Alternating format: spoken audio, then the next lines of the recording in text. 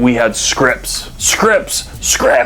My wife gave me a bunch of scripts. You need to memorize these. You gotta ditch the scripts. They're like, Dave, we need scripts. I'm like, no, you don't. I call it the Charlie Brown syndrome, the wah, wah, wah, wah. It's almost like a knee-jerk reaction. Hey guys, scripts are killing your sales. My name's Dave Panozzo. I run a team of 25 agents here in Scottsdale, Arizona, and the whole script thing has been coming up lately. It's driving me crazy. Listen, when I was in the car business, we had scripts, because we would do outbound calls every day. And it was a set format that we had to follow, like line for line. If they said yes, you take them down this one. If they say no, you go down over here. So very robotic. I have a handful of newer agents and stuff. They're like, Dave, we need scripts. I'm like, no, you don't. You need the framework that goes around what you need to talk about. And I have always found, like, I'm not a script guy. If someone loads my lips and says, Dave, say this, okay, I'm good. But if you're like, hey, here's a script, I need you to memorize this, so when you're on the call, what I want you to do is say what you memorized. That doesn't work for me. And I find that most people, they have a hard time with it. So I like what's called framework. Framework is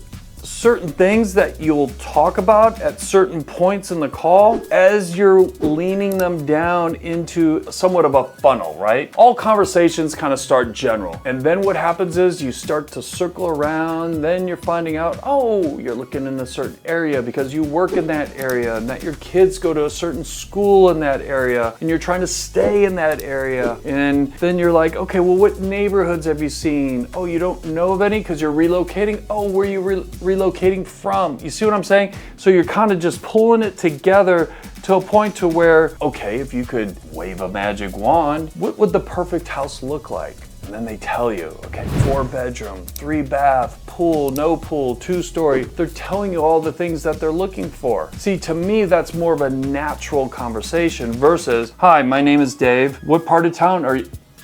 No one wants to hear a robot. That's what we have AI for, right? There's AI that can qualify someone. But if you're on a phone call and you're having a conversation, it needs to be a natural flowing conversation. And so what I have found is if you keep people in the framework of what needs to be said in the call, they can grab that much easier and it's more of a natural flowing type of conversation versus something that's forced and then the consumer can hear that it's forced and guess what?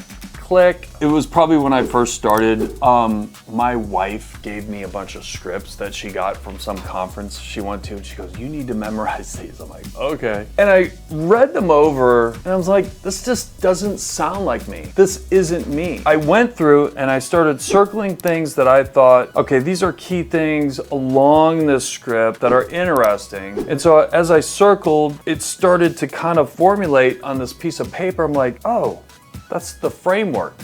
That's the bits and pieces that I need as I'm talking to someone to be able to kind of move the conversation in a way that I'm in control of the conversation. And so I would say that probably in the first 3 to 6 months in a lot of the different classes and things I was going to, I was getting the scripts, I was getting the stuff, and it just went over my head and under my legs. I didn't like it. And so I came up with my own framework that to this very day, I have practiced over and over and over, and I have taught it over and over and over. And what I found was it works. It's proven method that works. And to this very day, I still practice what I preach. Here's the thing, when you're brand new or you've been doing this a little bit, it's almost like a knee-jerk reaction the agent will have with the client. Number one, the agent's thinking ahead of what they should be saying, but then they're not listening to the client. So I really focus on them listening to the client more than they're talking. And it's hard because when you've been doing this business and you haven't been taught this, you think you need to be doing all the talking. Well, eventually your client is gonna have that, I call it the Charlie Brown syndrome, the wah, wah, wah, wah. You're just moving your lips, so they're going, yeah. And